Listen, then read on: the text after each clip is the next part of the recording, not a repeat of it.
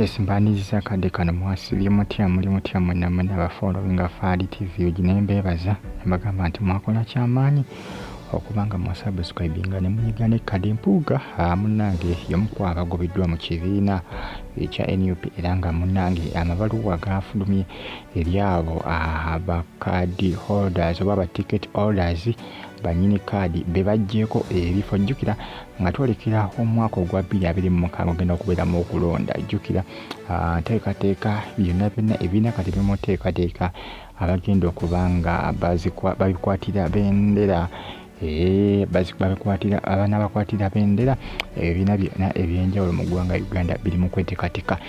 Era bakita Faadi TV gimba tumendeka abali Canada ne Saudi Arabia nembeebaza ne bagamba nti mwakola kyamaanyi okubanga mwasubscribinga ne munyigaako kade kubanga eno bagita Faadi TV yogi Mpuuga ko ne Joyce baagala bamu ku abagiddwako akaadi olw'ensonga nti abakulu mu NUP balabye nga abantu tebalina kyamaanyi kye bakoledde bantu abaabalonda. Jjukira essaawa zino bano abakwasaganya ekibiina bamanyi okuyitayita mu bantu ne bababuuza oluusi kati nga mmwe abakwasaganya ebitundu temusobola kumanya nti baayiseeyoko okunoonya okulaba bafulaga beyala abaffe be twawa kaadi balina kye bakoledde abantu nga oba kisula nti tulina kye bakoledde kyamaanyi kiri awo balina okujjako kaadi balina okujjako kaadi kkiriza oba gaana kaadi oba togisigaza bayitayo mu kyama kati bayitayo mu zino zi constituency bano nga tebamanyi bano abakola ki abazikwasaganya.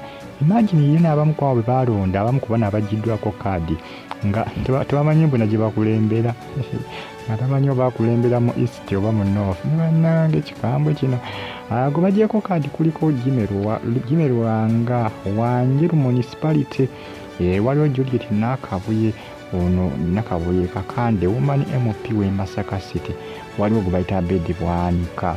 Jjukira Bedi Bwanika y'omuna Mpuuga ono wakimanya kabonera constituency waliwo gwe bayita Medadi Seggona ono MP wa Busiro Medadi ndowooza bonna bali mabega wa Mpuuga bonna bali mabega wa Mpuuga. Medadi Seggona ndowooza Medadi Seggona akali amaggwa bakoze ekine bamugyeko kaadi. Waliwo gwe bayita Kakembo Michael Mbwatekamwa ono wa Ntebe municipality. Waliwo gwe bayita Bulenda Nabukenya MP Weruweru. Kazibwe Bashiru Mbasira ono ye baaba ono wa Kawempe South. Veronica Nanyondo Bukoma Nsimbi MP District.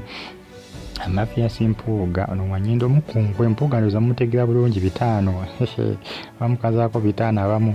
Charles Tebandeke MP wa Bali constituency Joyce baagala Mityana District Kosane Twahagabo Bukoto South Twaha.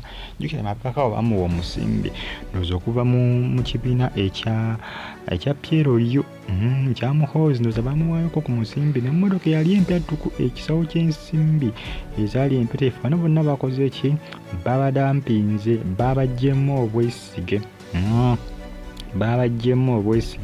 babona agamba nti omuntu oyo bamusaakinze okuba kale saaka ebisese nga obanga mugobye ku mulimu naye bano just babadampinze kiba muntu nsoza bwanaakuggyaamu obwesigwa bwabadde akulinamu ndowooza nga tabukulabyemu.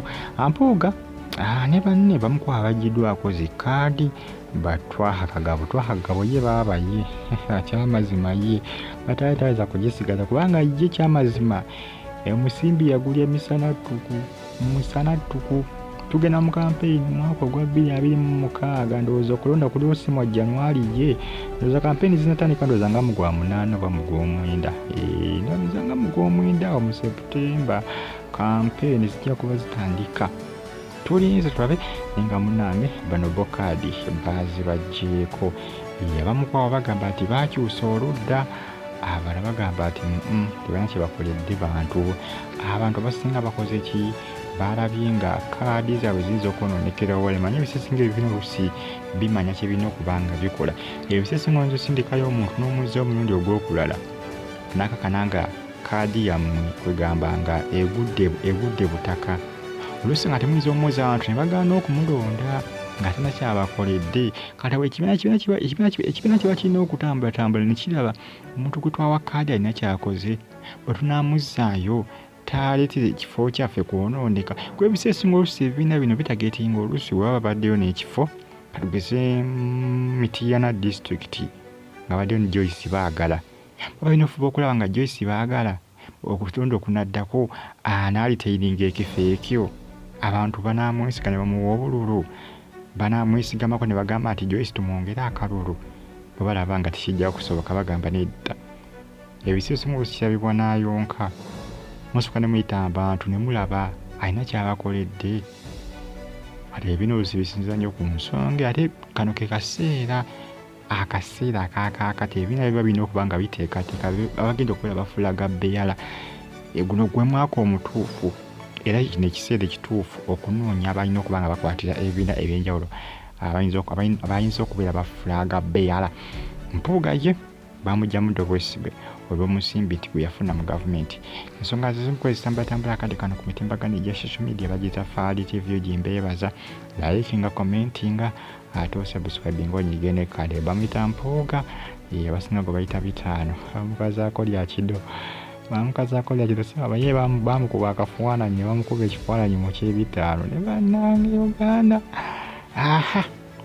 mbeera munange ebitambula akadde kano mwongera okuba nga munfolowinga wano updates mbona ziziba zitambula okwetola eggwanga lyattu Uganda. Gwe just ekikakatako kiri kimu kyokka kunfolowinga ate osubscribinga onyige ne kale ebyalo bindekere.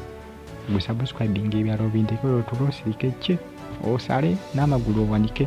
Nja kuba nku update nga buli kimu ekigenda maaso mu ggwanga lyattu Uganda. Commentinga wansi awo gwe kikyoteesa kuba nabagiddwako fulaga oba kaadi abadde bafulaga beyala ogwoteesa ki ku nsonga kubanga ebisinga oluusi bino ebibiina oluusi bisooka ne bikola kwegamba nkiyite ntya background check-up ne baleka banoonya constituency omuntu waabwe gyakulembera bayitayo sewa mu kyama. Ekibiina kye balina abantu bangi nnyo abakibaaka abakikwasaganya basobola okufuna abantu baabwe nga 50 ne bayita mu constituency mpolampola nga babuuza ku bantu ab'enjawulo. Tebabuuza buli nnyumba, babuuza ku b'enjawulo abantu ne balaba. Ebiseera ebisinga bwe bakizuula nti kituufu ennamba esinga egamba nti ati tumuwa kaadi, ennamba esinga egamba nedda takutana kyakoze. Kubasinziira tebaagala kuwa muntu kaadi agenda kubayitira kugwa. Ate nga kyekituufu kiba kiyinza okubeera kubanga omuntu omuwa kaadi n'agwa ekifo kiba kigenze. Ensonga zeezo Faadi Guinness KBTV gikosa ne KRTV Uganda nawo mwongera okuba nga mugyekomerako amawulire empanago agaba ga trendinga.